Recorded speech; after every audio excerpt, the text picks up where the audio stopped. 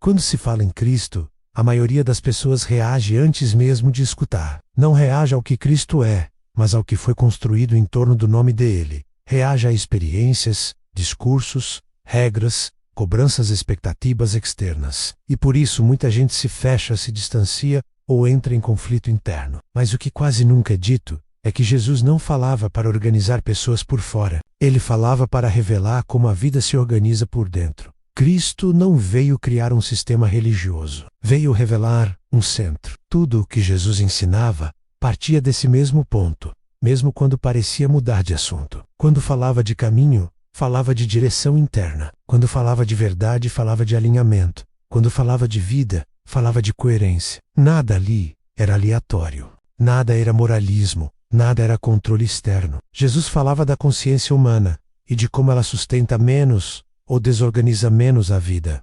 Por isso, Cristo como consciência não é crença, é funcionamento. Antes de existir igreja, doutrina ou instituição, já existia consciência. E o que Jesus revelou foi um estado possível ao ser humano, um estado em que pensamento, emoção, intenção e ação não vivem em guerra. Esse estado é o centro. E sem centro, tudo gira em círculos. Quando o centro interno está confuso, fragmentado ou dividido, a vida perde eixo. Ela continua em movimento, mas sem direção.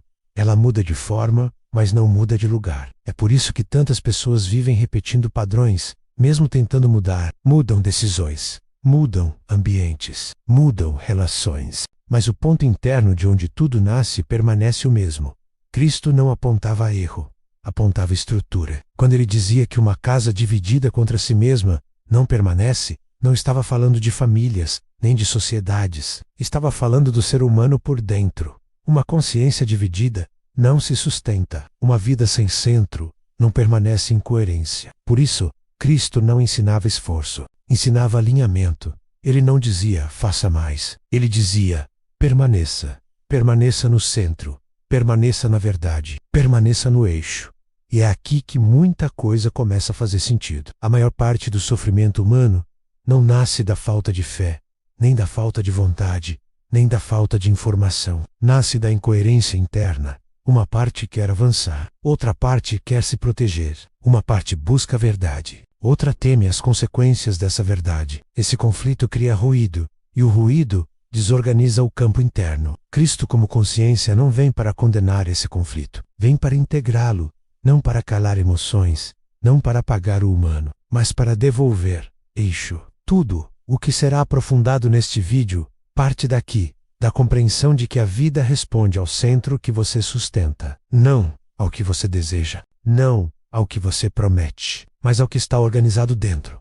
Quando o centro muda, o subconsciente se reorganiza. E quando o subconsciente se reorganiza, a vida responde. Quando o centro interno não está claro, a vida não para. Ela continua acontecendo, mas passa a acontecer de forma fragmentada. Não é ausência de movimento, é movimento sem eixo. A pessoa acorda, trabalha, se relaciona, toma decisões. Por fora, tudo parece seguir. Por dentro, algo não se sustenta. Isso acontece porque o centro foi dividido. Uma parte da consciência aponta para um caminho, outra parte aponta para outro. E, entre essas forças opostas, o sistema entra em tensão. Cristo falava disso quando dizia que não se pode servir a dois senhores. Essa frase não fala de obediência religiosa, fala de direção interna. Quando a consciência tenta sustentar dois centros ao mesmo tempo, ela se fragmenta. E toda fragmentação interna gera perda de energia. Essa perda de energia não aparece de forma abstrata. Ela aparece na vida prática. Aparece como cansaço constante, como dificuldade de sustentar decisões simples, como sensação de estar sempre começando do zero, como repetição de padrões que a pessoa já entendeu racionalmente,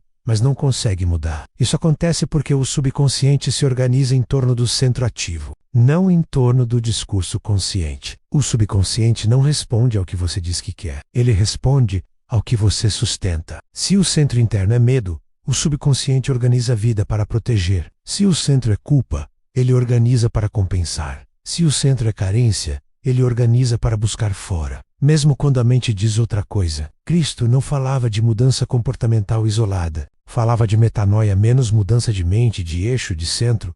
Sem mudança de centro, toda tentativa de mudança vira esforço. E esforço sem eixo gera desgaste. Por isso, tanta gente se esforça e não sai do lugar. Não porque não tenta, mas porque tenta a partir de um centro dividido. Uma parte quer avançar, outra parte quer segurança.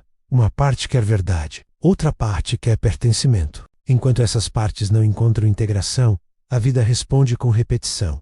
Não como castigo, mas como reflexo. A repetição não aponta para erro, aponta para centro. Enquanto o centro não muda, a vida não tem como responder diferente. Cristo, como consciência, entra exatamente nesse ponto. Não para exigir perfeição, mas para revelar coerência. Ele não dizia faça mais, dizia permaneça. Permaneça no centro.